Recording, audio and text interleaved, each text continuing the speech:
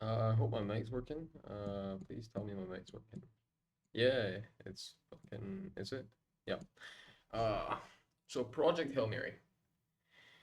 Project Hail Mary is genuinely one of the best, if not the best, sci-fi movie that has recently come out in the last decade, maybe even the last two. Um, Interstellar.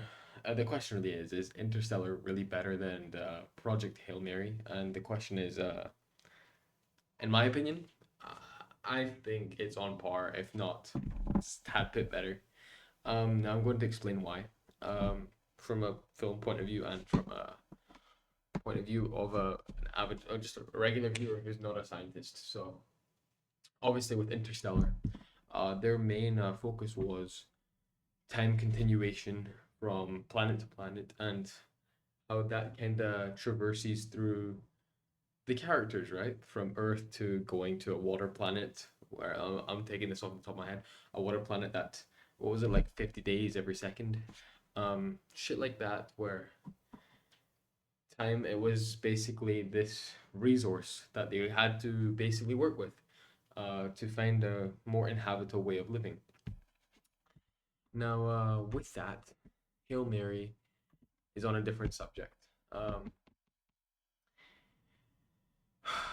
Project Hail Mary, I can't complain, right? I gave it a 5-star review on Letterboxd. On my actual review, I'm gonna say it's a 97.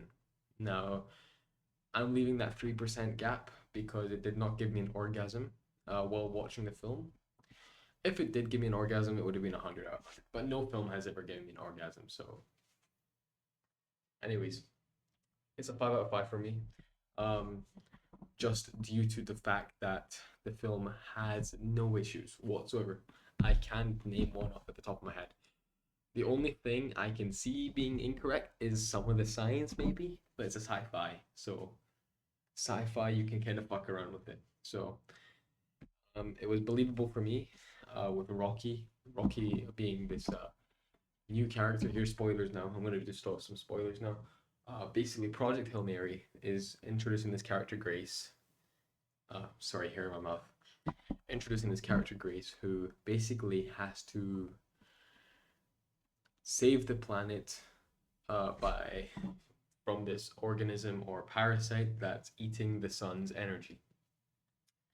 Like an organism does, it needs sunlight or energy to live, like we do. Um, Now, this organism is eating the sun's energy, and basically, there's 30 years for humanity to basically before it goes extinct. Now, Grace has to go on this mission to basically save humanity and finds a star. Basically, all stars in the area are also infected with this organism that's eating it, except one, which Project Hail Mary, the Hail Mary ship, uh, is what it's named, has to traverse from Earth to this far star and basically find out why this organism's not eating Earth or this other sun. I mean, um, now when we arrive in this area, we're met with Rocky. Rocky's another species that's having the same issue as Grace is having with Earth being or Earth's sun dying. Um, Rocky's on the same exact mission as Grace and utilizing the same fuel source, which is this new organism, as it can. It was a really clever way of finding a new power source, utilizing this organism as it's eating the sun. So basically, they can. This is obviously holding all this energy in, and they can use it to traverse through space faster, which is really cool, actually. A really cool way of traversing through space. Now, with Rocky, on the other hand, Rocky is blind and has to use set vibrations to communicate and to also, yeah, communicate and basically to survive, right?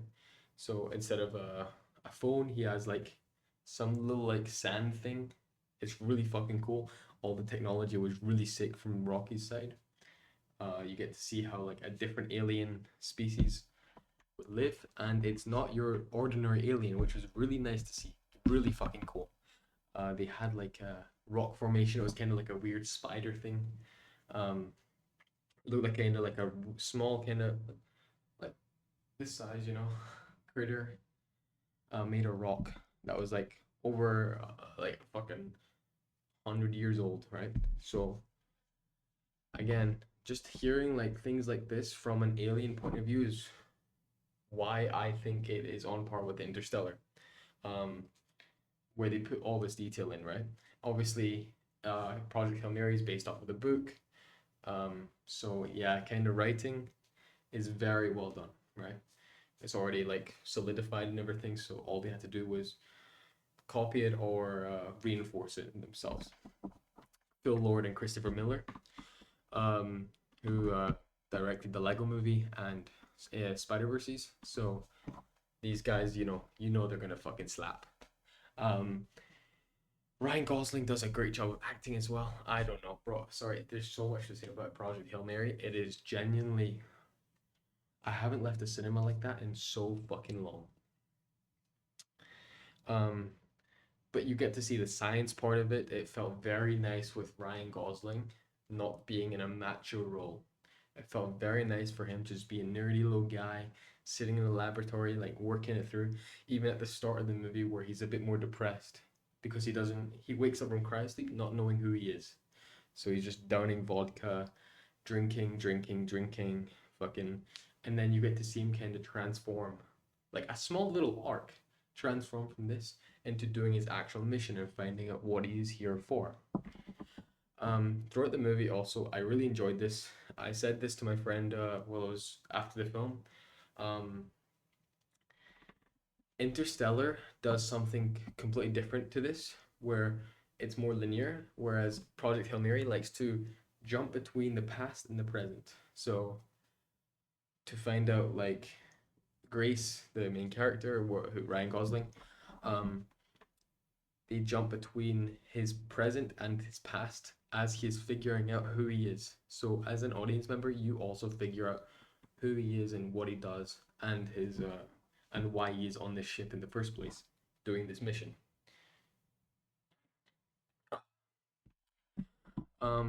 The entire film was really fucking fun. Um, and at the end of the film, it was really nice seeing him with Rocky, uh, as he runs out of fuel. Rocky has to give him fuel, but then he finds out the antidote for killing these organisms um, is also eating Rocky's, like the same material Rocky's ship is made of. So he has to kind of go back, uh, go back to Rocky's ship after leaving him to go back to Earth. He has to find a way to get to Rocky's ship and intercept it within 50 days. Finds Rocky and goes back to Rocky's home planet. Um, so they're kind of setting up kind of like possibly a sequel. The only issue is with Project Hail Mary, which is what was worrying me, is Project Hail Mary doesn't have a sequel in the books. So as long as the writer for the first book is on the project for the second one, I think it could be good, right? My only concern is there's no antagonist for a second book. Like, what are they gonna say? Like, somehow Palpatine returned. Somehow these like weird low parasites returned. No, they shouldn't do that. Maybe like a way for maybe the Earth's like freezing or something still. They could do something like that. I don't know. That's up to the writers at the end of the day. This movie, genuinely peak. Definitely go watch it. I watched it in 4DX. I'm gonna go again soon and watch it in IMAX because genuinely I can't stop thinking about it. Um, I'll show you my review. Show my activity. I just watched Scream as well. Genuinely cinema, I would rate a 4.5, but I cannot justify removing the 4.5. Visuals on top, directed the same homies who did like these directors are underrated. Yeah. Basically, storytelling was phenomenal. Visuals, again, visuals were fucking chef's kiss. I can't see anything wrong with this film, and yeah, genuinely go watch it. Go, the cinema is back, Amazon, I don't know what you're doing, but keep doing what you're doing, I guess. Keep making fucking bangers. See you guys.